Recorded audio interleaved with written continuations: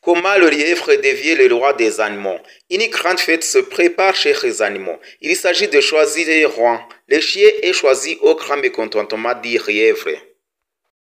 Bonjour, soyez bienvenus sur Smartness Maui TV. Aujourd'hui, nous allons étudier aussi la langue parlée.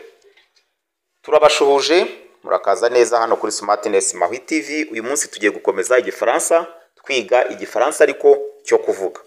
Ni ikihe kinyuranyo kiri hagati y'isomo ry'igifaransa risanzwe n'isomo ry'igifaransa ariko cyo kuvuga, la langue parlée? Byose biragendana mu by'ukuri, ariko mu bijyanye n'amasomo y'igifaransa cyo kuvuga hari ibyo ugomba kubanza kumenya kugira ngo ukomeze noneho ukurikire neza igifaransa cyo kuvuga. Ibyo ni nk'ibihe n'urugero, byibuze ugomba kumenya gutondagura inshinga, ukamenya gukora interuro, ukamenya na prononciation gake gashoboka. Noneho ibindi ukabyigira muri cya gifaransa cyo kuvuga. Nkuko tubizi mu kwiga indimi, habaho ururimi mvugo, ururimi umwana avuka kubera ko yibonye muri sosiyete, kubera ko yibonye mu muryango bavuga, nawe agahita akomerezaho. Rimwe na rimwe ugasanga ntago azi ikibonezamvugo cyarwo kuko abakiri mutoya. Hakabaho rero n'ururimi mvugo ariko rukagendana n'amakosa yose wayakosoye, ukabivuga neza, ukabyandika neza. Bityo ibyo byombi iyo ubihuje ukavuga ko uzi ururimi neza. Kuruvuga, kurwandika, ukamenya no kwirinda amakosa ari muri grammaire, amakosa yo mu kiboneza mvugo. Ubu buryo rero turimo gukoresha, wowe ufunguye Smartness Maui TV, urabanza usubira inyuma gatoya ujye kureba byibuze prononciation, ujye kureba itondagura nshinga, ubanze ugira amasomo twarenzeho. Mbibutsa ko kugira ngo urebe amasomo twize, ukanda hano handitse Smartness Maui TV, muri logo harimo ifoto, wamara kuhakanda ukakanda ahanditse video, warangiza ukazamura ugascropinga ukareba amavideo twagiye dushyiraho, ugahitamo isomo wifuza.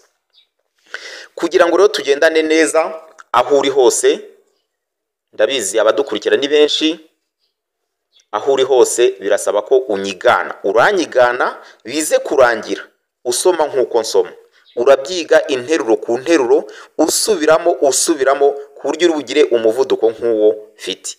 Impamvu z'uyu muvuduko, buriya mbaze iminsi ntoza abantu benshi bamaze iminsi bakora ikizamini cy'abafaransa kibaha inyungu nyinshi, zaba iz'akazi, zaba izo gukorera iriya diplome ya DELFA y'abafaransa. Hari uburyo batangira bakuha ikizame, bwa mbere bakakubaza gahoro, bavuga gahoro, bakakubaza ibibazo kugira ngo bumve ko byibuze hari ikintu wasigaranye. Ariko mu buryo bwihuse, nyuma birangira barimo bavuga bihuta cyane. Muri uko kwihuta bakumva ko hari ikintu wumvishemo. Mu by'ukuri ntago baba bakoresha amagambo akomeye, aba ari amagambo dusanzwe tuzi, ariko kubera ko wowe umenyeye kugendera ku muvuduko mutoya, ugasanga rimwe na rimwe bikubereye imbogamizi. Ubwo rero nta rindi banga, ni ukunyigana, mugatangira mugenda bukeya, iri somo ukaritindaho, ko tuzajya twiga aya masomo ukayatindaho usubiramo, uvuga neza, kuko iyo uvuze neza igifaransa ubwabyo ni akarusho. Dukurikire rero, ngiye kubanza nsome nihuta, nyuma nsome nsobanura amagambo, noneho nyuma nze gusoza nabwo nsoma nihuta. Nyuma tubone gukora isesengura by'uyu mwandiko, aho tuzafata inshinga zose tukazitondagura, aho tuzafata femine tukagaragaza aho hakoreshwe femine, buri kintu cyose kiri muri uyu mwandiko tukagisesengura kugira ngo turusheho kumenya ikibonezamvugo. Iri ni ryo zingiro ryo kumenya igifaransa cyo kuvuga. Dukurikire. Comment le lièvre devient le roi des animaux? Une grande fête se prépare chez les animaux. Il s'agit de choisir un roi. Le chien est choisi au grand mécontentement du lièvre. Le chien, dans ses habits royaux, se tient au milieu de ses sujets. Chaque selon la coutume s'incline et prête serment. Certes, le lièvre n'est pas là. Il arrive en fait, tout fatigué. Il porte sur les porcs un sac de raffian, d'où l'on voit sortir un os de moto et un morceau de paix. Le lièvre s'excuse de son retard et adresse son chien quelques mots gentils. Puis, il tire de son sac l'os et le jette au milieu de la place. Aussitôt, le chien saute sur l'os et se met à le ronger. Tous les animaux éclatent de rire. On arrive au chien, ses habits royaux et on les donne au malais lièvre. Explication alors, comment goûter? Le lièvre, c'est comme lapin, mais de la forêt. Ni urukwavu rw'ishyamba, mu kinyarwanda nicyo twita bakame. Devient, ça vient du verbe devenir. Devenir, guhinduka. Le roi, umwami. Des animaux, inyamaswa cyangwa amatungo. Comment le lièvre devient le roi des animaux? Byagenze bite kugira ngo bakame ihinduke umwami w'inyamaswa? Une grande fête se prépare chez les animaux. Une grande, kinini. Fête, ibirori. Se prépare, préparer, gutegura. Chez quoi? Les animaux, inyamaswa. Une grande fête se prépare chez les animaux. Ibirori bikaze cyane byateguwe ku matungo. Amatungo yari yateguye ibirori by'akataraboneka. Il s'agit de choisir un roi. Il s'agit de choisir un roi. Choisir, guhitamo. Il s'agit, it's supposed. Icyari kigamijwe ni uguhitamo umwami. Les chiens, imbwa, est choisi au grand mécontentement du lièvre. Hatowe imbwa ariko bakame yo mécontentement, ifite uburibwe umutsi ku ryinyo, yo rwose ntago byari biyirimo. Les chiens dans ses habits royaux, imbwa mu myambaro yayo ya cyami, bari bayitegura imyambaro nk'uyu mwami agenewe. Les habits, umwambaro, royaux cy'ibwami, habits royaux, imyambaro y'ibwami. Se tient au milieu de ces sujets, yari iri hagati y'abayoborwa. Sujet ici, c'est-à-dire une personne qui est sous l'autorité du roi. Un sujet, c'est-à-dire ici une personne qui est sous l'autorité du roi. Umuntu umwami ayobora, Kinyarwanda cyiza babyita, ngo muramfasha mu Kinyarwanda kubona ijambo rikwiye, ngira ngo ni umugaragu. Yari yicaye hagati y'abagaragu bayo. Igifaransa buriya tugisobanura bitewe na context kirimo. Sujet, iyo tugiye mu nteruro tugiye kwiga gukora interuro, ibice bigize interuro, sujet tuyita ruhamwa. Ariko dukurikije hano hagati context biravuga abagaragu. Chaque selon la coutume, chacun, buri wese, buri umwe, selon, bigendeye. Chaque selon la coutume, coutume ni umuco, c'est les traditions, les habitudes d'une famille ou d'un pays. Kuvuga wenda ngo chaque selon la coutume, aho bakame zari zicaye, aho imbwa zari zicaye, aho izindi nyamaswa zari zicaye, aho buri cyose cyari kiri, s'incline et prête serment. Ou prêter serment ni ukurahira, kwa kuntu umuntu akora ku idarapo akarahira. Buri wese rwose yari yiteguye, nuko habaho kurahira. C'est le lièvre n'est pas là. Sœur bivuga gusa, le lièvre n'est pas là. Usibye bakame niyo yonyine itari ihari, ntabwo aho ngaho umwanya yari ihari. Il arrive en fait, yaje kuza nyuma rwose mu musozo. En fait birangira, bigenda gusoza. Tout fatigué, être fatigué ni ukunanirwa, yaje inaniwe. Il porte sur l'épaule un sac de raffian.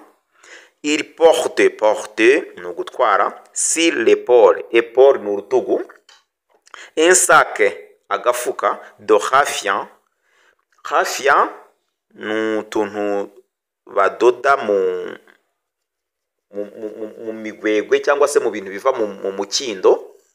Ni agafuka mbese gasa nk'agafite utwenge. D'où l'on voit sortir un os de mouton et un morceau de pain. Ariko hari akagufa k'intama kahingukaga n'agace k'umugati kahingukaga muri uwo mufuka. Le lièvre s'excuse de ce retard. Bakame yasabye imbabazi mumbabarire kuba nakerewe. Un retard ni ugukererwe. Et adresse au chien quelques mots gentils. Yereka imbwa amagambo meza mbese harimo n'ubwitonzi igaragaza ko yakerewe yexcusa. Puis nyuma il tire gukurura. Il tire de son sac l'os et le jette au milieu de la place. Yakuruye igufa mu mufuka irijugunya, jete kunaga, irinaga hagati aho ngaho mbese. Yakuruye igufa muri ka gafuka inaga igufa hagati aho. Aussitôt le chien saute sur l'os. Imbwa ikiribona ntabwo yihanganye yahise isimbuka ku igufa et se met à le ronger. Itangira kuri guguna, ronger kuguguna. Tous les animaux éclatent de rire.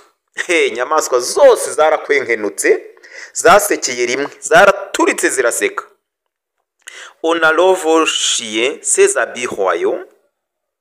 Imbwa yahise ikurwamo iyo myambaro ya cyami. Et on les donne au malin lièvre. Imyenda ihabwa bakame y'inyaryenge. Malin. Et malin ni uburyaryenge, ni uburyarya, byose bikubiyemo. La malignité ni uburyarya. Malin ni umuntu nyine ikintu kibitseho uburyarya. On les donne au malin lièvre. Nguko ngayo uko byagendekeye bakame n'imbwa. Imbwa yananiwe kwihangana igahita isimbukira ku igufa. Mbibutsa ko abatarakora subscribe mwivumba kanda subscribe, kora share ubisangize abandi, kandi ufate ikayi ufate ikaramu buri kimwe cyose ucyandike usubiremo ufate umwanya wawe uhagije niba ushaka kumenya igifaransa rwose. Hamwe na Smartness Mahwi TV uzisanga urimo kuvuga igifaransa cyiza ukivuga neza. Tugiye gusoma interuro ku nteruro nawe uragisubira. Nous allons faire la lecture phrase par phrase et puis immédiatement tu répètes. Comment le lièvre devient le roi des animaux? Comment le lièvre devient le roi des animaux. Comment le lièvre devient le roi des animaux? Comment le lièvre devient le roi des animaux? Tu répètes. Une grande fête se prépare chez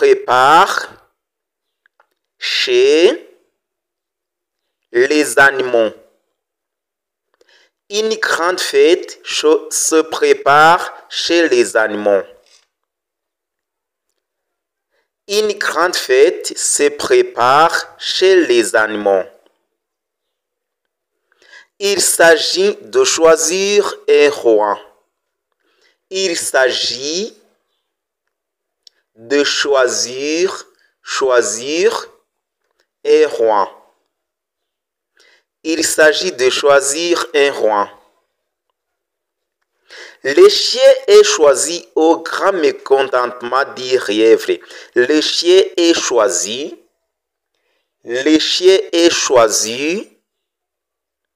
au grand mécontentement du lièvre. Le chien est choisi au grand mécontentement du lièvre. Le chien, dans ses habits royaux,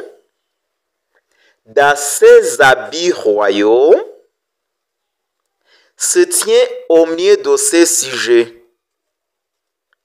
Se tient au milieu de ses sujets. Se tient au milieu de ses sujets. Chacun,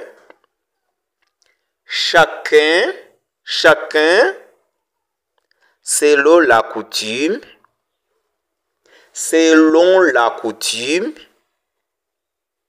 s'incline et prête serment. S'incline et prête serment. C'est le lièvre n'est pas là. C'est le lièvre n'est pas là. Il arrive en fait tout fatigué. Il arrive en fait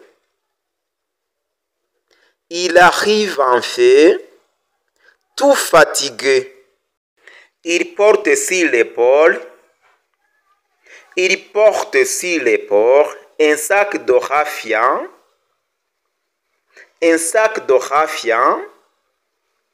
d'où l'on voit sortir un os de mouton et un morceau de pain.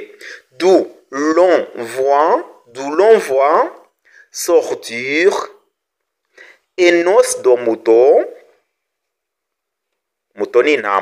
un os de mouton et un morceau de pain. Le lièvre s'excuse. Le lièvre s'excuse de son retard et adresse au chien quelques mots gentils.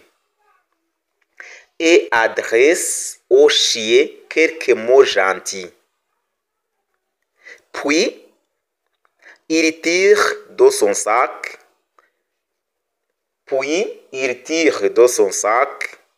l'os et le jette au milieu de la place.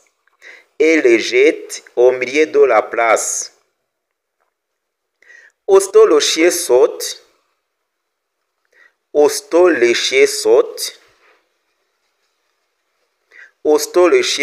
sur l'os et se met à le ronger.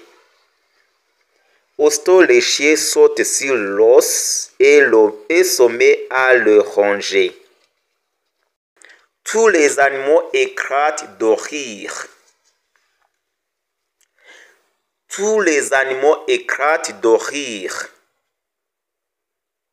On arrive au chien, ses habits royaux. On arrive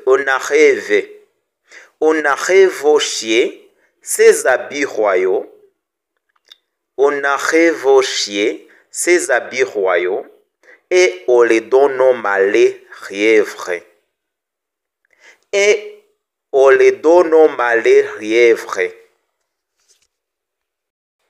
Igihe cyose urabanza usome witonda, nuba utaragira gusoma ku muvuduko wihuse nkanjye uraba utararangiza uyu mwandiko.